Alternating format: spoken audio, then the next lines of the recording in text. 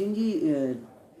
चुनाव के मद्देनज़र आपने जो सक्रियता दिखाई है अपराध को अंकुश लगाने के लिए, किस तरह की कार्रवाई की जा रही है और ऐसे कौन से जो अपराधी हैं जिनको आपने चिन्हित किया और किस तरह की दंडात्मक कार्रवाई कर रहे हैं? ये जो आगामी चुनाव है उसको देखते हुए और जो त्यौहार भी ज़िले में होने वाले हैं उनको देखते हुए, चूँकि बड़े हर्षोल्लास से यहाँ पे त्यौहार मनाए जाते हैं उज्जैन में, तो उसको देखते हुए कुछ ऐसे अपराधियों को चिन्हित किया गया है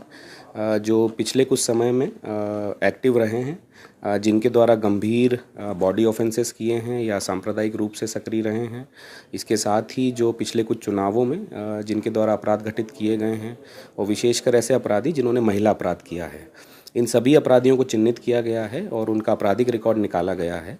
और इनके ऊपर कार्रवाई करने के लिए प्रतिबंधात्मक कार्रवाई की एक योजना बनाई गई और जिसके तहत 107-16 की कार्रवाई, 110 की और जिला बदर इनकी कार्रवाई की गई है और उसके तहत ही अभी जो पिछले कुछ माह से लगातार अभियान के रूप में चलाकर 106 लोगों को जिला बदर किया गया है। कुल कितने अपराधियों को आपने पूरा चिन्हित किया है, जिसमें से 106 को आप पहली लिस्ट में जारी किया है? ये चिन्हित हम लगातार कर रहे हैं। ये पिछले 2 माह से जो कार्रवाई चल रही थी अभियान के रूप में चलाया गया, चूँकि अपराधों पे अंकुश लगाना है, तो 2 माह से जो लगातार कार्रवाई चली उसमें चिन्हित अपराधी थे जिनके विरुद्ध अभी जिला बदर का आदेश जारी किया गया है। आगे भी यही कार्रवाई जारी रहेगी। जो अपराध घटित होते हैं उनकी संख्या को लेकर और पूर्व के जो सक्रिय अपराधी रहे हैं उनको मिला के लगातार ये कार्रवाई जारी रहेगी। क्या माना जाए मध्य प्रदेश में ये सबसे बड़ी कार्रवाई उज्जैन से शुरू हुई?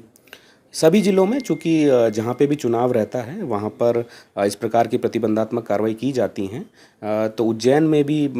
जो है, चूँकि ये सांप्रदायिक दृष्टि से भी संवेदनशील जिला है और पूर्व के चुनावों में जो अपराध थे उनको देखते हुए इसमें शुरुआत की गई है। अक्सर इलेक्शन के समय देखने में आता है जो एक प्रत्याशी होता है दूसरे प्रत्याशी को डराने या उस पर दबाव बनाने के लिए इस प्रकार के लोगों का उपयोग करता है, तो क्या माना जाए इस बार बिल्कुल स्वच्छ और साफ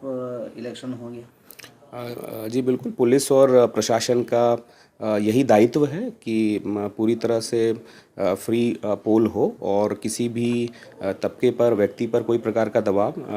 वोटिंग के संबंध में ना डाला जाए और जो इस प्रकार के आपराधिक तत्व हैं जो इलेक्शन में किसी प्रकार की बाधा पहुंचाएंगे उनके विरुद्ध कड़ी कार्रवाई की जाएगी। क्या ये आपने जिला बदर तो कर दिया है, लेकिन ये दूसरे जिलों में भी यदि प्रभाव डालते हैं तो इस प्रकार की कार्रवाई की जाएगी? जिला बदर का देखिए मुख्य उद्देश्य ये होता है कि जो भी आपराधिक तत्व होता है वो स्थानीय स्तर पे अधिक सक्रिय होता है, उसके जितने भी आपराधिक लिंक्स होते हैं वो स्थानीय स्तर पे होते हैं, उसको सपोर्ट करने वाले आपराधिक तत्व भी स्थानीय होते हैं,